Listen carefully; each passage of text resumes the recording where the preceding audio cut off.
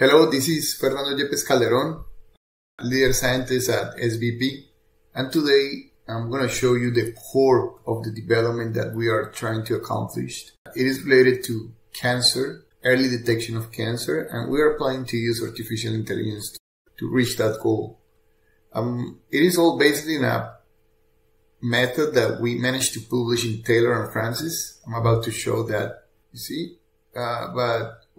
as we are the authors, we have the paper over here. So we are going to see the details on the real paper, not the one online, but in the real one right now.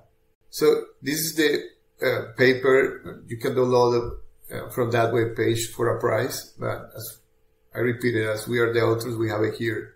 So the first thing that we did, we are willing to characterize different shapes because our method is shape-based.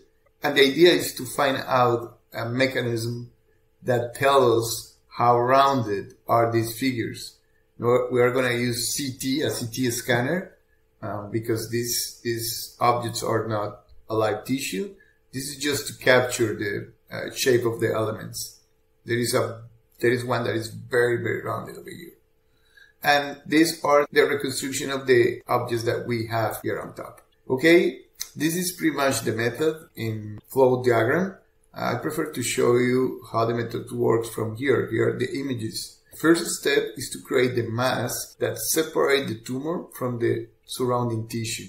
And here we have two examples. In this case, this mask is the biggest. You see that the squares are pretty much the same. So we have a equal field of view on the whole tumor. That means that if we see it as a volume, you will see that the volume is like put into a box. And we have this mask. What we are going to do over here, this is a small mask, is that we are going to amplify. For example, we grab this mask, we grab the biggest mask, and we amplify the mask so it becomes as big as this one. We amplify it until the small mask touches the boundaries of the square that contains the biggest mask. And we do that with all the masks in the tumor. With this mask, what we do is to capture the edge. Here is the edge. And then measure the distance from every point in that edge to the center of the field of view. Remember that the field of view is common. So there is only one center of the field of view. So we start measuring that distance to the edging points, and that's the way we open that. It's like a set of points, you know, the distance, you get the distance over here and you create a vector of distances. That vector of distances, if this thing is completely rounded, what is going to happen is that the distance is all the time the same. So you are going to have, instead of having this shape, you're going to have a constant. So you see, what we are doing with this method, and it's very sensible, is to capture the things that are abnormal compared to a perfect circle. Once we have this profile, which is the vector of distances, we apply a filter. That's why you see like a green element with high frequencies, and then the red one that has, you know, it's a filtered version of the first one. And in the red one that is over here, what we do is polynomial approximation until we reach 90%, 95% of similarity. The index of the polynomial gives you an idea of how intricate is the shape of the form that you are analyzing. And here we have a couple of them. For example, you got this form that comes from something like this, you know, the vector of, this is the vector of distances of something like this. It's going to be, the degree of the fitting polynomial is going to be 4. But if you got something like this that comes from something like this shape, the degree of the polynomial is going to be 26.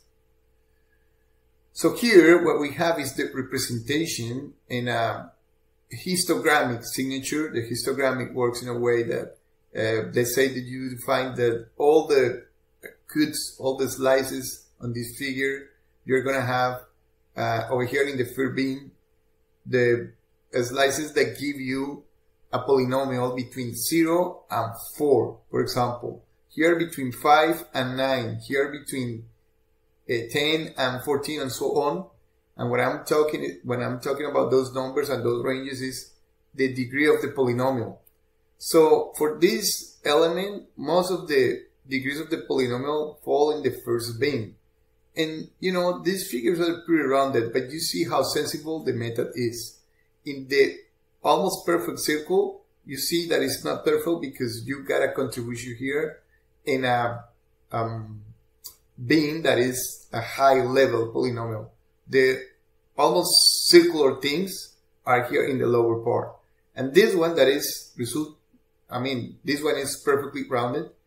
Yeah, all the elements are here in the third bin. I mean, all the slices were almost circle. Our method proved to be very sensible. Here we have tumors. Those tumors are very speculated, and you can see the signature, the histogrammic signature.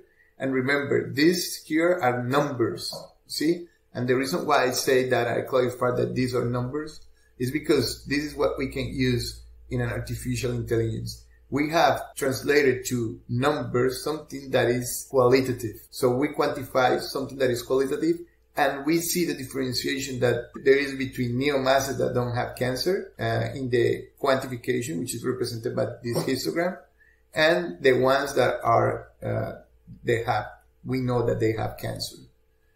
So this is what we plan to use in our development, and since the initial test shows a good sensibility, we are pretty sure that we can do it.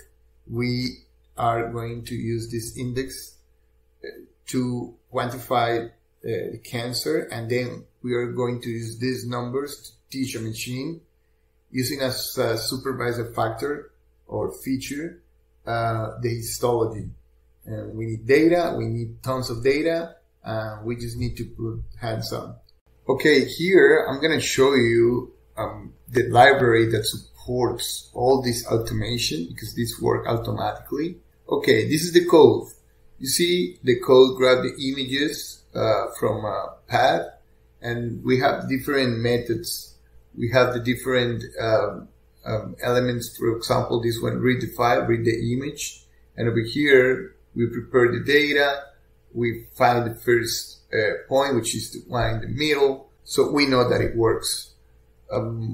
I think that will be enough. This is the one that returns the polynomial. And here is, for example, we are very exigent in this example. We define that the comparison is going to be 99% instead of being 95. So now that you know the idea that we have, it is important to mention that we already solved the issue of collecting data. I'm going to show you another video where we work inside hospitals and we can gather information from these highly protected databases in a manner that is HIPAA compliant. And well, the idea is to have a bunch of data, tons of data, in order to accomplish our goal, which is, as I told you, being able to diagnose cancer in an early stage, and with that increase the survival rate. But also we need to keep working, and this device, the one that we are developing, should be inside a hospital. We really work in a platform that allows our code to reside inside the hospitals, and therefore work in the environment where it is supposed to work. So we have this companion video where you can see the core of the system working, and we have other videos because as we have the vehicle that works inside hospitals, and we can connect that with cell phones, and it's a big project. But this one in particular, the one we are presenting to you, is the one that has to do with cancer. Later, we're going to connect this device, the cancer device, with the platform that we have that works with all the pathologies, because the platform is a vehicle for medical data, not only images, a lot of data. So I don't want to extend this video. I invite you to see the other videos that we have for you. Thank you so much, and I'll see you in another opportunity. As I told you, this is Fernando Yepes, the head of SBP. Thank you.